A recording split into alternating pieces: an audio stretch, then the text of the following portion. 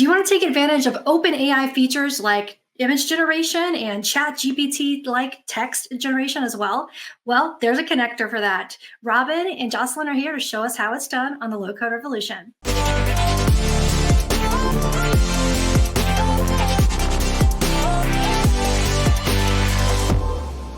Hey there, everyone. Welcome to another episode of the Low Code Revolution. Today, we have two amazing guests, Robin and Jocelyn, here to talk about a very hot topic right now, OpenAI. Welcome to the show, you two. Yeah. Hi, April. Thank you so much for having us. Yeah, so happy for you both to be here. Could you do a quick round of introductions? Just let us know what you all do here, maybe starting with you, Robin, if you don't mind. Yeah, sure. Hi, April. As you said, my name's Robin. As you can probably hear, I'm from Germany, so I have a bit of a German accent. I work at a German energy company called EnBW. I actually have a degree in mechanical engineering, but over the course of the last 10 years, my job changed a bit. I initially started out planning natural gas networks in southern Germany, but right now last 10 years, my love for data applications and especially in the last 5 years for low code grew and grew. And now I actually work as a low code enabler. And what I do is helping my colleagues using Power Apps and Power Automate to its fullest potential, helping them getting started and so on. And I'm also active part of the Power Apps community, mainly through my YouTube channel, R2 Power. Yeah, have an amazing YouTube channel. You do a lot of great samples and so much for the community. So happy to have you on the show. What about you, Jocelyn? I'm Jocelyn. I grew up on the East Coast in New York and New Jersey, and now I'm currently based in Seattle as a product manager for the Power Platform Connectors team.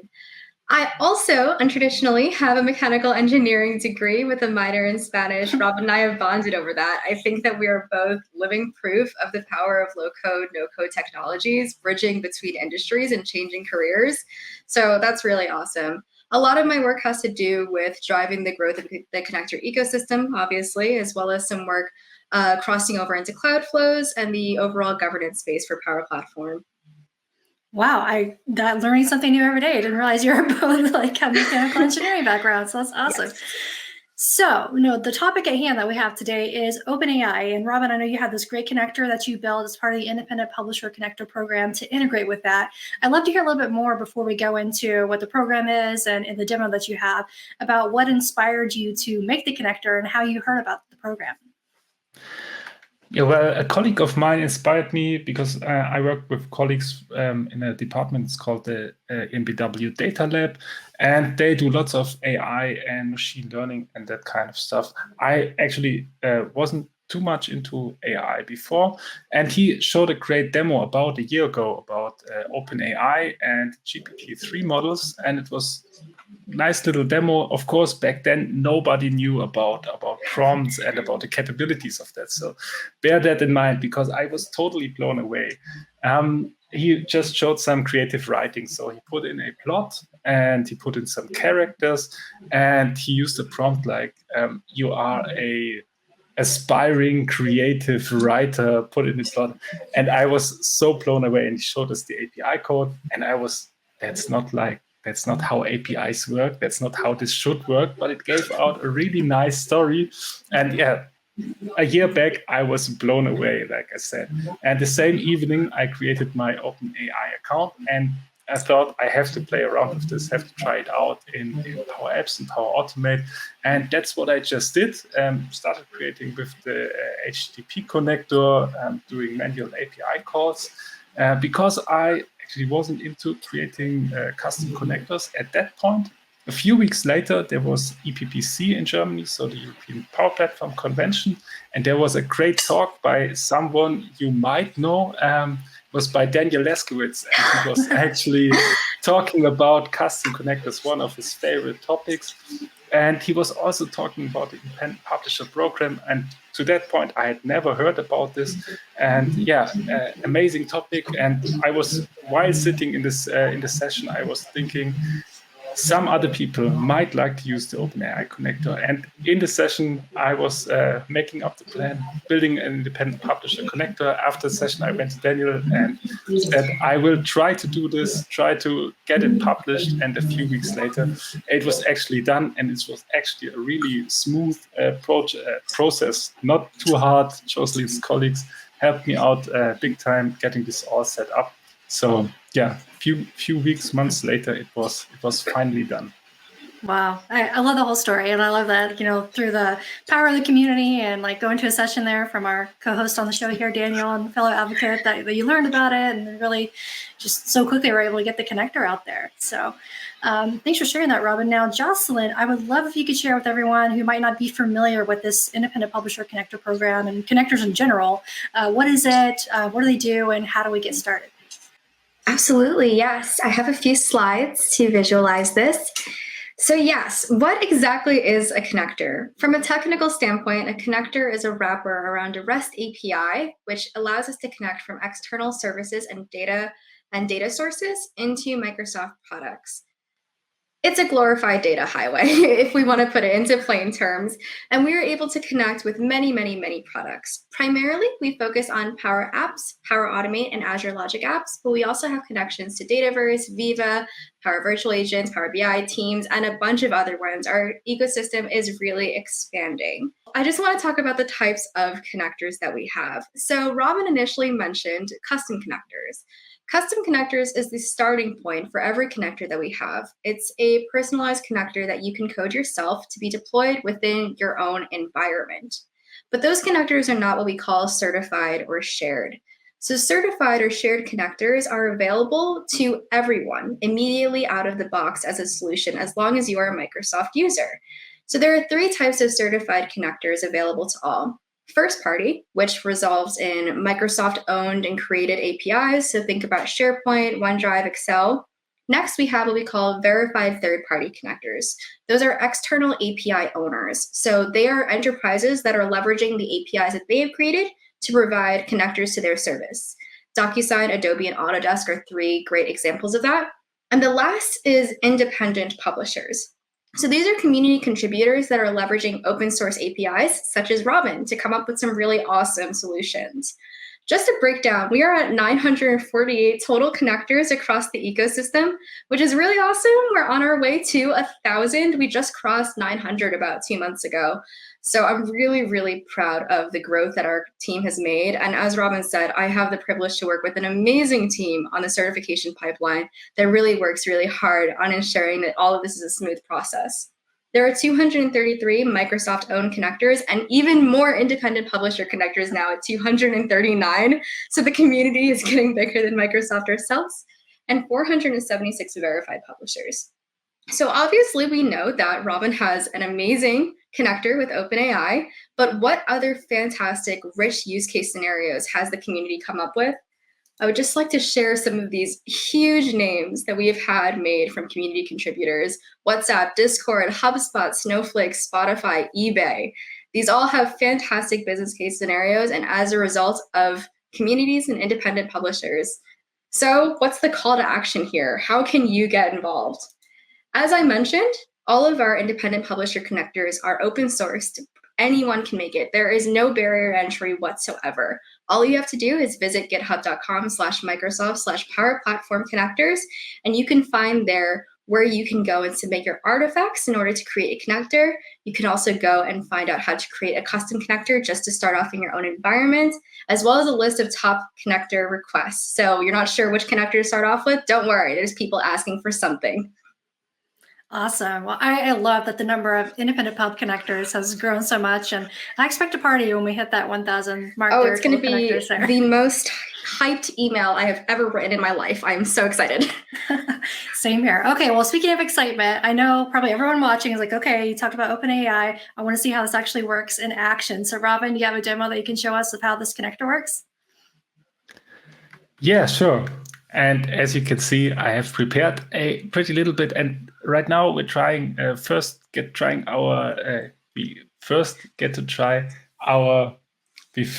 to get our first hello world from OpenAI's API. For that, we have a text input right here. We will put a prompt in there and then a button that we click, and then the answer should appear here. And from now on, we'll do everything from scratch, just as you can do it, because as Jocelyn said, this connector is there for everyone. Oh, I already had it from the test run. So let's kick it out right here, and let's try to reconnect to it. So we add a data source just like you would add a SharePoint or anything else. So we type OpenAI in here, and the independent publisher connectors all have this red icon. So this is the one we are going to use. If you have not set up a connection before, it will prompt you to enter your API key. Let's look at that quickly, because it's a little bit more complicated to put your API key in there. It says it up here. You have to type bearer. Now the I is gone, but you have to type bearer, like it says here, a space, and then paste your API key in there. And of course, I also wanted to show this because I think it's just really cool to have my name up there in the product, so in the deployed version. If you submit an independent publisher connector, your name will be up here, and it's also a great tool for bragging.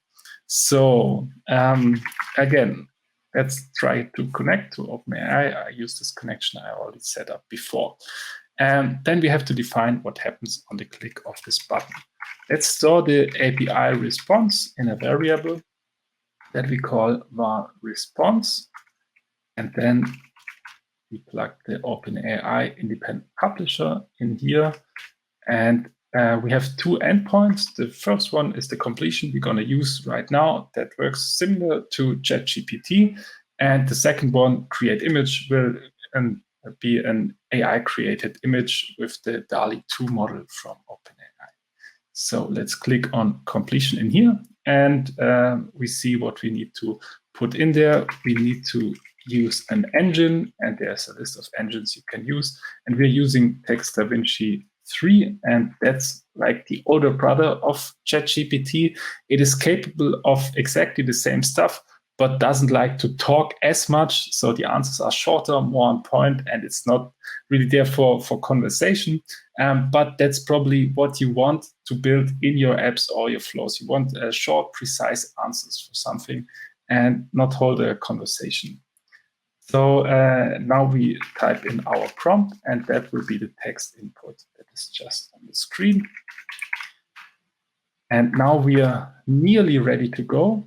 When we click here, of course, nothing happens because we didn't say to the label that we want to have the result in here. But we can see that there is something in the response object. So our call to OpenAI was successful. We got no error message. And the actual answer, or we have to put in something in here, but the actual answer hides in this choices object. And let's take a quick look how we go about this. Var response choices. But unfortunately, this is not a record, but it's a table. And normally we want the first answer. We can tell the API to give us multiple answers, but the default is one. So we only have one answer. So we are looking at the first object and then the text. And wow, this is actually what happens when you put no text in here. So we try the hello world, and we should get back a hello world. Perfect. But of course, it can also do something else, like doing our math homework.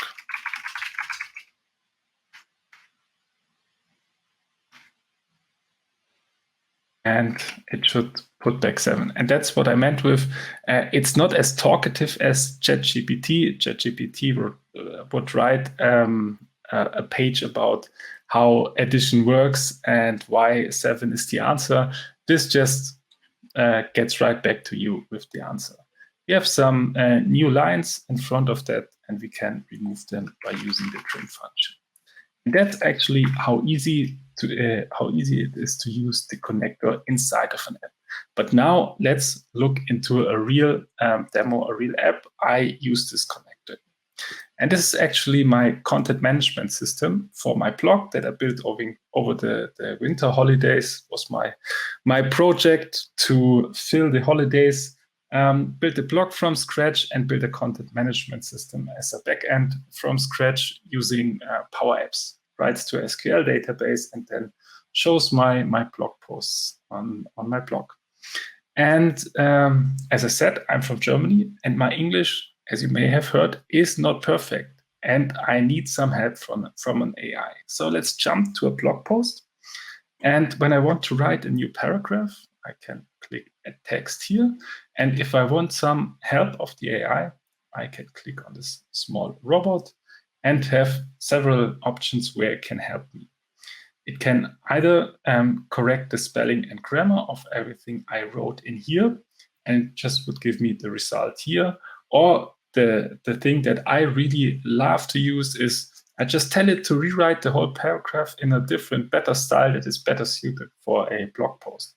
And then I have left and right, can compare them, and can use the best of both worlds. So probably it mixed it up a little bit, and the meaning, it got the meaning of something wrong. So I'm using my sentences, and other sentences I think are better formulated by GPT-3. So I use them. And that's actually really helpful for me, being a not native speaker. Or I can just get some information. Let's write a paragraph about Power Apps, and it should give me an answer. Just copy that, save and close. And it's in my blog right now.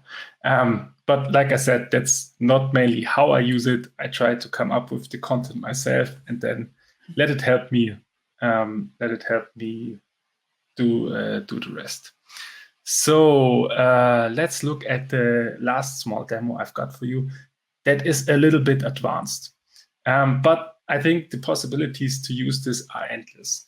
And April, you may have built a Who Wants to Be a Millionaire style kind of game, right? I have, yeah. Yeah, I think everybody has this somewhere as a project. And yeah, you need lots of information to get these questions and check the answers. So this works right here. What is the capital of India? Who wrote the novel Animal Farm? Must have been J.K. Rowling. No, it's wrong. It was George Orwell, and so on. And the kicker, you may have guessed, all the questions are generated by an AI. But I have not put the questions and the answers in SharePoint lists or Dataverse or somewhere else, but they are created on the spot. And you can imagine you need a complicated object with several questions. Each question has several answers, and you need to check if the answers are right or false. Let's take a quick look into the Power Automate flow that generates these questions. And like ChatGPT can speak German, it can speak English. And if you want to use it in a more programming-related approach, then it can also speak different languages, like programming languages. And of course, we will, speaking about connectors, when we connect to APIs, the APIs communicate most of the time with JSON objects, because it's an object that both sides understand if it's well-defined. And that's what I'm trying to do here. I say to OpenAI, to GPT-3, speak to me in JSON, and then I define what the object should look like. I'm just asking for a Who Wants to Be a Millionaire kind of style game, and the questions for that. And pretty much all the time, it gives me an object that looks like this, a game object with first question, ID 1, what is the capital of India? And then can check if it's true or false, and so on. And here I have the 5 questions. And of course, with Power Automate, we can parse this JSON object. Probably all of you have done this before by providing the scheme, which is defined by my sentences that I'm asking by the prompt. And we can get back and get our object in here and use the questions in this game. And this is, of course, again, not so serious approach to the whole thing, but it would be really easy, for example, to plug an email into the prompt and say, now extract the customer number or the name or the reason why he's writing an email. And then I say, but return it as a JSON object with the fields customer number, reason, and name. And that's so much easier than doing this with conventional model, with a conventional method. Somehow trying to get the customer number out of them. Yeah, that's my demo, and I'm really interested or really love to see with which use cases all the other makers are coming around. So really love to see the creativity. The connector gets used more and more, and I love how often I'm tagged on Twitter or LinkedIn, and people say that they use the connector and show the examples that they're using it for. Wow. That was amazing. Truly a mind blown moment for me there. And I know I've seen my LinkedIn feed for sure, like just full of people using the connector for a variety of different use cases. When you were showing that and you're showing like how you can add spell check and then like kind of rewrite the phrase, I was thinking, man, I have a content scheduling kind of system in a Power App. Like that'd be perfect to make sure I don't have any misspellings, or maybe help me kind of rephrase descriptions for videos and stuff like that. So many amazing use cases. And I love how these connectors, you just plug and play because they're certified connectors. They're in the product. As you showed, we can use them in Power Apps and Power Automate seamlessly and easily, and add in all these amazing OpenAI capabilities into our Power Platform solutions. So thank you so much, Robin, for taking the time to show your amazing work with the connector here. And thank you, Jocelyn, for sharing with us about the Independent Publisher Connector Program. And for everyone watching, make sure to check out that connector, give it a try, install it, share your use cases, tag us all. We want to hear what you're using it for. Try the Independent Publisher Connector Program if you have something to share, and we'll see you next time on the next episode of the Low Code Revolution.